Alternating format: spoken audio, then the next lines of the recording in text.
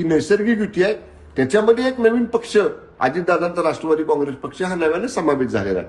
त्यामुळं शिवसेना आणि भाजप हे तर नातं फार पूर्वीपासून आहे आणि त्याच्यामध्ये एक नवीन मित्र आलेला आहे. त्यामुळं असं काही नाही.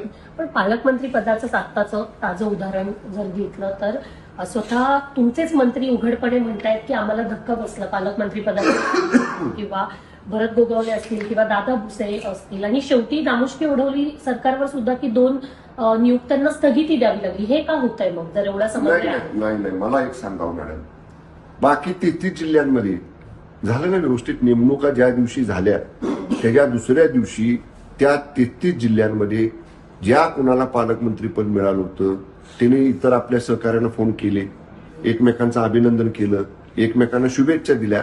आता हे 2 अपवाद आहेत. आणि अपवाद म्हणजे कसं बघा, रायगडच्या संदर्भामध्ये आमचे मंत्री महोदय भरत गोगावले हे मागच्या वेळी मंत्री व्हायला आले होते, पण पक्षाच्यासाठी म्हणून त्यांनी थांबायची भूमिका घेतली. त्यांना आता संधी मिळाली. त्यामुळे त्यांचा आग्रह राहिलं पालकमंत्री पदासाठी रास्त आहे, त्यांनी मागितलं. नाशिक मान्य दादाजी भुसे साहेब आमचे सिनियर मंत्री आहेत, त्यामुळे त्यांचाही आग्रह. पण आपण बघा, ते मान्य दादा भुसे साहेब स्वतः कुठेही काही बोललेले नाहीत.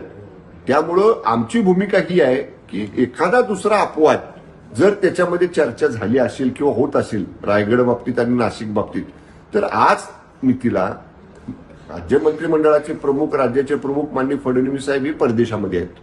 त्यांना एकदा परदेशावरनं येऊ द्या. ते आले की ते शिंदे साहेब आणि दादा एकत्र बसतील आणि ह्यातनं मार्ग काढतील. आणि म्हणूनसाठी ज्यादा या संदर्भामध्ये चर्चा नको म्हणूनसाठी तूर्त मान्य मुख्यमंत्री कार्यालयाने या 2 जिल्ह्यांपुरतं स्थगिती दिलेली आहे.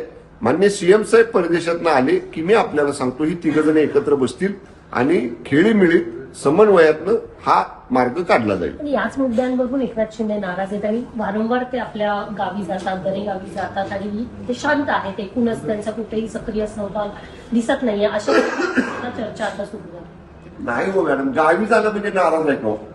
आम्ही आता मुंबईमध्ये मंत्री म्हणून आम्हाला 3 दिवस कंपल्सरी सोमवार, मंगळवार, बुधवार मुंबईत थांबायला सांगितलंय. गुरुवारी पक्ष कार्यालयातलं कामकाज. आता आम्हालाही ओढ असती, शनिवार रविवार कधी गावाकडे जातोय. आणि मान्य शिंदे साहेबांना तर आपल्याला सगळ्याला माहिती आहे, साहेब नगरसेवक होते तेव्हापासून त्यांची गावाकडची ओढ आहे. विजय वडेट्टीवार यांनी तर इथपर्यंत म्हटलेलं आहे की शिवसेनेत एका नवीन उदयाला सुरुवात होणार आहे.